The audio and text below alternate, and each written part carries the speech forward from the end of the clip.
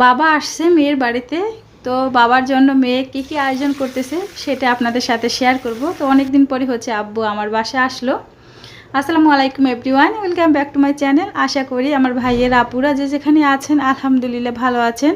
আমরাও কিন্তু আলহামদুলিল্লাহ ভালো আছি। তো আমি সকাল সকাল উঠেই কিন্তু আয়োজন শুরু করে দিছি আলহামদুলিল্লাহ। প্রথমে হচ্ছে আমি নাস্তা খেয়ে হচ্ছে আমি আমার রান্নায় চলে আসলাম। এখানে হচ্ছে রোস্ট করব। দেখে অবশ্যই সাইজ দেখে বুঝতেছেন, এখানে একটা হচ্ছে সোনালী মুরগি আর 4 পিস হচ্ছে আমি সাদা যে মুরগিটা ওটা থেকে 4 পিস নিয়ে নিলাম, কারণ ফাতিনের একটু খেতে সুবিধা হয় সেজন্য। তো এটা হচ্ছে আমি প্রথমে একটু আর কি হচ্ছে কীভাবে আমি রোস্টটা করি সেটা আপনাদের সাথে আজকে শেয়ার করব। আমি ম্যারিনেটটা কীভাবে করি রোস্টের, প্রথমে কি করি। এই যে হচ্ছে সাদা মুরগিটা, এটা হচ্ছে এখন আমি হচ্ছে ভালোভাবে পরিষ্কার করে নিলাম মুরগির গোশত সবগুলো। এখন কাঁটা চামচ দিয়ে শুধুমাত্র সাদা যে মুরগিটা ব্রয়লার বলেন ওটাকে হচ্ছে আমি কাঁটা চামচ দিয়ে কেচে নেব।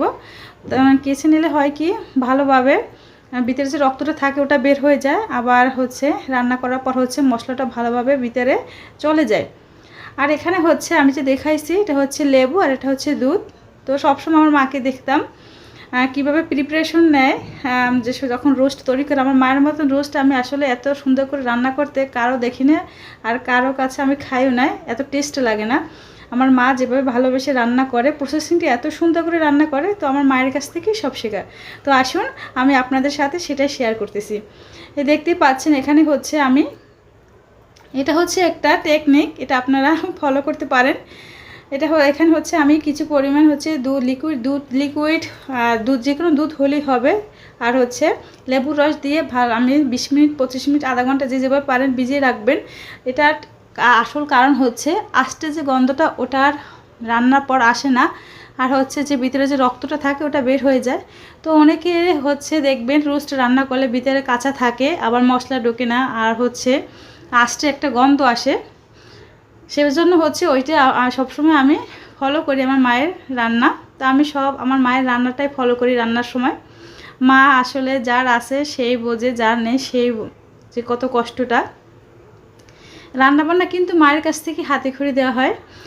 আর হচ্ছে ওখানে দেখতে পাচ্ছেন যে আমি টক দইটা বাসায় নেই, আমি জটপাট করে, টক দইটা বাসায় না থাকলে জটপাট করে বানিয়ে নিই। এখানে হচ্ছে লেবু দিয়ে আর হচ্ছে লিকুইড দুধ দিয়ে টক দইটা আর কি তৈরি করে কিছুক্ষণের জন্য সেট হওয়ার জন্য ফ্রিজে রেখে আসলাম। আর এখন হচ্ছে এখানে আমি এই দেখুন 20 মিনিটের মতন যে গোশতটা আমি ভিজিয়ে রাখছিলাম সেটা কিন্তু আমার ফাইনালি হয়ে গেছে। এখন আমি হচ্ছে একটু নর্মাল যে টেম্পারেচারের পানিটা ওটা দিয়ে আমি ধুয়ে নিচ্ছি। ধুয়ে আমি এই যে স্ট্রেনারে ছেঁকে রাখবো। দেখতে পাচ্ছেন কাঁটা চামচ দিয়ে কিন্তু আমি কেচে নিচ্ছি। তো আমি যেভাবে রোস্টটা আজকে রান্না করব আপনারা অবশ্যই ফলো করতে পারেন যদি আপনাদের ভালো লাগে। আমি আশা করি আপনাদের সবারই ভালো লাগবে। এক এক করে কিন্তু আমি মুরগির গোশতটা উঠিয়ে নিচ্ছি যাতে পানিটা সরে যায়। একসাথে করে দিচ্ছি না, একটা একটা করে উঠিয়ে নিলে ভালো হয়, পানিটা আস্তে আস্তে করে ঝরে যায়। আর এখানে হচ্ছে আমি আপনারা আদা অনেকে আদা দেয়, আর আমি হচ্ছে আদাটা দেবো না। এখানে শুধু লবণ দিয়ে কিছুক্ষণের জন্য 10 মিনিটের জন্য মেখে রাখবো। এটা কারণ হচ্ছে লবণটা দিলে ভালোভাবে গোশতটার ভিতরে হচ্ছে লবণটা ঢুকে যায়। আর আদাটা দিলে কি হয়, আদাটা যখন মুরগির গোশতটা যখন আপনি তেলের উপর ভাজবেন তখন হচ্ছে আদা দিলে চারদিকে একদম ছিটে যায়, অবস্থা খারাপ হয়ে যায়। আর এখানে হচ্ছে আমি কিছু চিংড়ি মাছ রান্না করব, সেটা আপনাদের দেখিয়ে দিলাম। আর হচ্ছে ফাইনালি আমার তেলটা কিন্তু গরম হয়ে গেছে, আমি হচ্ছে এক এক করে রোস্টগুলো ভেজে নেব। মিডিয়াম আঁচে আস্তে আস্তে করে ভেজে নিতে হবে। আর এটা হচ্ছে সোনালী মুরগি, এটা বেশি পরিমাণ ভাজার কোনো দরকার নেই, তাহলে হচ্ছে শক্ত হয়ে যায়, খেতে একদম ভালো লাগে না। তো আমি যেভাবে রান্না করছি সেটা আপনাদের সাথে শেয়ার করতেছি। প্লিজ ভালো লাগলে সবাই কমেন্ট করে জানাবেন। আমার রোস্টটা কিন্তু ভাজা হয়ে গেছে, এখন হচ্ছে আমি এক এক করে উঠিয়ে নিচ্ছি।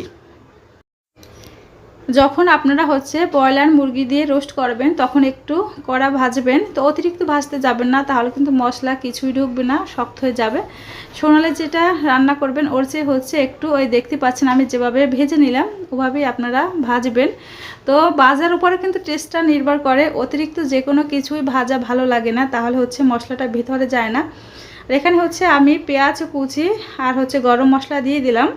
এটাকে ভালোভাবে একটু তেলে টেলে নিচ্ছি, বেরেস্তার মতন করে আমি হচ্ছে সব মশলা দিয়ে দেব।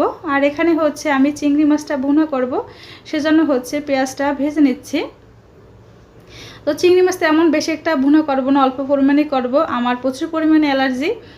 আর এখানে হচ্ছে পেঁয়াজটা কিন্তু ভালোভাবে ভাজা হয়ে গেছে। এখন হচ্ছে আমি এখানে যে টক দইটা আমি বানিয়ে ফ্রিজে রেখে দিয়েছিলাম ওটা এখন আমি দিয়ে দিচ্ছি। এক এক করে এখন মশলাগুলো দিয়ে দেব।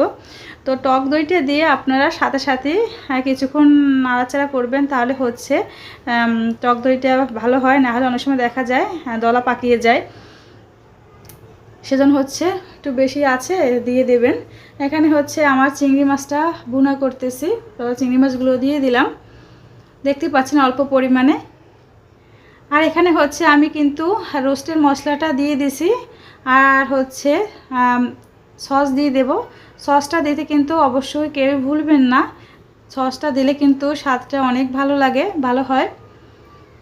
আর এটা খেয়াল করবেন, যখন দধিটা বাহির থেকে যদি না আনেন, যদি বাসায় নিজে বানিয়ে নেন, তাহলে লেবুটার দিকে একটু খেয়াল রাখবেন। যদি টক দইয়ে লেবুটা বেশি হয়ে যায়, তাহলে সামান্য পরিমাণে হচ্ছে আর কি সসটা দেবেন, বেশি পরিমাণ দেবেন না, তাহলে টক হয়ে যাবে। আর সামান্য পরিমাণ হচ্ছে আমি চিনি দিয়ে দিলাম। তো রোস্টের মজাই হচ্ছে চিনি, অল্প পরিমাণে চিনি দিবেন, নাহলে কিন্তু টেস্টটা নষ্ট হয়ে যাবে। 2 টুকরো হচ্ছে 2টা কাঁচামরিচ দিয়ে দিলাম।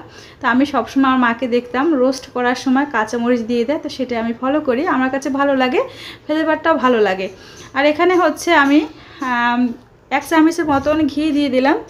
রোস্ট রান্না করবো আর ঘি দেবো না, সেটা কি হয়? সেজন্য হচ্ছে ঘিটা আমি দিয়ে দিচ্ছি, তাহলে ফ্লেভারটা ভালো লাগে, খেতেও খুব দারুণ লাগে। কিন্তু যাদের বাসায় নেই তা হবে, না দিলেও চলবে, সমস্যা নেই। কিন্তু ঘিটা দিলে হয় কি, একটু ফ্লেভারটা ভালো আসে। তো সব কিছু দিতে হবে কথা নাই, আমি তো সবসময় দেইও না, যখন যেটা বাসায় থাকে ঘরোয়াভাবে তৈরি করে ফেলি নিয়ম অনুসারে। ফাইনালি কিন্তু আলহামদুলিল্লাহ আমার রোস্টটা রান্না করা হয়ে গেছে। তো কি বলেন, কেমন হয়েছে? আলহামদুলিল্লাহ, কিন্তু খেতে কিন্তু দারুণ হয়েছিল রোস্টটা, দেখতেই পাচ্ছেন কালারটা কিন্তু অসাধারণ হয়েছে। তো আপনারা এভাবে রোস্ট রান্না করে দেখতে পারেন, আশা করি আপনাদের কাছে খুব ভালো লাগবে। এখন চলে আসছে আমি পোলাওটা রান্না করব। তো এভাবে আমার মা পোলাও রান্না করে আর ভেজেও রান্না করে, কিন্তু এই পোলাওটা আমার মায়ের হাতে খেতে দারুণ লাগে, সেজন্য হচ্ছে আমি আজকে মাঝে মাঝে ট্রাই করি, রান্না করতেছি। সব কিছু পানিটা আমি ফুটিয়ে, পেঁয়াজটা হচ্ছে একটু বেরেস্তার মতন ভেজে আমি এখানে পানি ফুটিয়ে দিয়ে দিলাম। তার পানি ফুটে ওঠার পর হচ্ছে আমি চালগুলো ভালোভাবে কিছুক্ষণ আগেই ধুয়ে পানিটা জড়িয়ে নিয়েছিলাম, এখন হচ্ছে চালগুলো দিয়ে দিলাম। তো এখানে হচ্ছে আমি একটু রসুন বাটা আর হচ্ছে একটু আদা বাটা দিয়ে দিছি, কিছু পরিমাণ দুধ দিয়ে দিছি। আর পোলাও রান্না করলে কিন্তু দুধটা দিলে ফ্লেভারটা দ্বিগুণ, মজাটা দ্বিগুণ ভালো লাগে। আর হচ্ছে দেখুন সব কিছু আমি কিন্তু রেডি করে ভিডিও করব, কিন্তু আমার মনে নাই, তাড়াহুড়ো করতেছিলাম। এখানে কিন্তু প্রায় সবাই খাওয়া শুরু করছে অলরেডি, তখন হচ্ছে আমি ভিডিওটা করলাম। তো আমার আব্বু খাইতেছে, আলহামদুলিল্লাহ। আব্বু বলতেছে আমাকে বেশি কিছু দিও না, আমি বলতেছি না, তুমি বুঝবা না যে বাবারা মেয়ের কাছে যে কতটা গুরুত্বপূর্ণ, কতটা ভালোবাসা, সেটা মনে হয় মাকে ভালোবাসে, যথেষ্ট পরিমাণ মাকে ভালোবাসে। কিন্তু মা বাবা দুজনই হচ্ছে জীবন, ছেলে মেয়েদের বলতে হয়। কিন্তু বাবার প্রতি না মেয়েদের যেন কেমন একটা আর কি কী রকমের হয় আমি বলতে পারবো না বুঝিয়ে, একটা আলাদা একটা মায়া কাজ করে বাবার প্রতি মেয়েদের। আমার কাছে এমনই হয়, আপনাদের কাছে কেমন লাগে সবাই কমেন্ট করে জানাবেন। আর এখানে হচ্ছে কিন্তু ফাইনালি আর একটা কথা, আমার আমার আব্বু যে কান্না করছে, মা তো কান্না করছে আমি দেখি নাই, কিন্তু আব্বু আমার কাছে বসে অনেক কান্না করে ফেলছে, সেটা এখন আমার চোখে চোখে ভাসে। এটা এরকমের হচ্ছে, প্রতিটা বাবারাই এই রকমের হচ্ছে, মেয়েদের বলতে পারে না কিছু, কিন্তু মনে মনে অনেক ভালোবাসে। আর এখানে হচ্ছে সেজন্য হচ্ছে আপনারা মা বাবাকে কষ্ট দেবেন না। ফাইনালি আমি খেয়ে নিচ্ছি। আর ভিডিওটা আপনাদের কাছে কেমন লাগছে সবাই কমেন্ট করে জানাবেন, ভুল ত্রুটি হলেও ক্ষমা দৃষ্টিতে দেখবেন, ভালো লাগে লাইক কমেন্ট শেয়ার করবেন।